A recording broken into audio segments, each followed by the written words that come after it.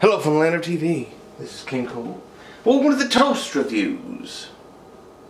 For those of you who don't know how this works, I watch a movie, I put something in the toaster, and I talk about it before it's done. And today we're rolling random December stuff. And today we rolled The Missing Lynx, 2008 Spanish computer animated movie. Now, the last time I watched a Spanish computer animated movie, it was a while ago, and it was Planet 51, which I thought was absolutely terrible. And when I saw Missing Lynx on Wikipedia, I looked up on the little list down there, and it said, like, oh, this movie won a, some sort of Spanish cartoon award for that year. So, okay, that's nice, Missing Lynx won something. And then the next year, in 2009, the one that won that year was Planet 51. And I'm like, it must be a cultural thing. Anyway, today on the show we have Arnold's whole grains, I think is what it said, double protein bread. Here we go. Turn that up a little. This movie's not very good. A bunch of animals are getting picked up. Like this is one lynx who's so accident prone, just keeps getting picked up by these conservatory people. And they get taken to this place that looks like a prison and get taken care of and they get re-released. Most of the animals that live there think that, you know, they're being like captured. But then this hunter guy who's hired by this eccentric billionaire goes and captures all those animals and takes them away, and they're like, no, wait, no, I guess they were protecting us. The one thing this movie does sort of good is it does sort of play with the who's the bad guy, who's the good guy thing a little bit. There's something that happens, I would say about an hour into the movie that is actually like, oh, okay, I didn't expect this. That's not something that you could have really seen coming. It's not like, oh, it turns out, you know, it's like one of these things that's really obvious, like, I don't want to do any actual spoilers, but you can figure out what I mean. When it's like, oh, this is a big twist. It's like, well, this has been done a million times.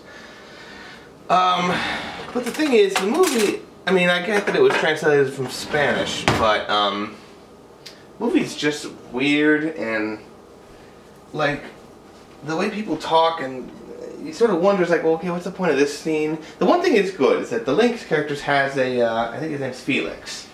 And he has a lady friend who gets named Lynxette, and it's like, well, that's sort of not a nice name, you know. Their romance is already in the bag right in the beginning. It's like, they're like, hey, you know, because lynxes are apparently really actually endangered. And they actually are on the Iberian Peninsula. So they're the Iberian Lynx, and let me see. I'll be pushing it.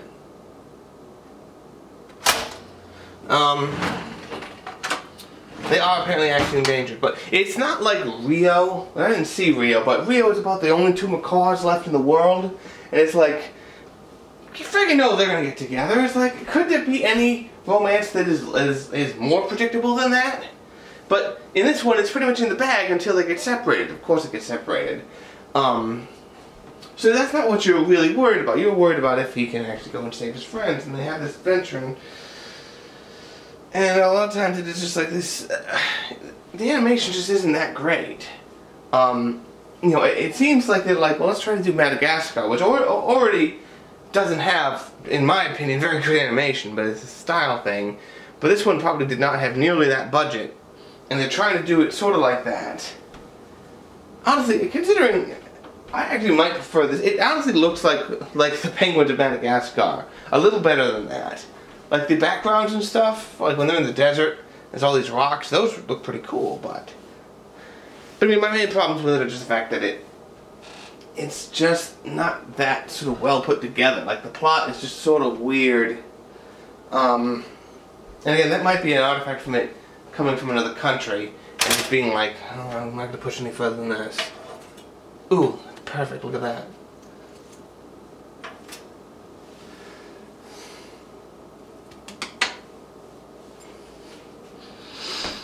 I mean, the only reviews that seem to be on like Netflix or IMDb are like either people who love it or people who can't stand it. And I'm not really in either one of those parts. I don't think it's very good, but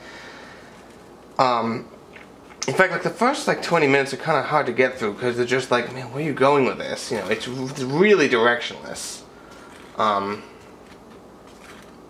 But there are a couple cool moments. Like even other things I didn't like. Like I didn't like Cloudy with a Chance of Meatballs, but that had one moment where I was like, okay, that was cool. It's hard for a movie to go through its entire running time and not have me think that at least once, unless it is just not trying. Okay. I guess that's it.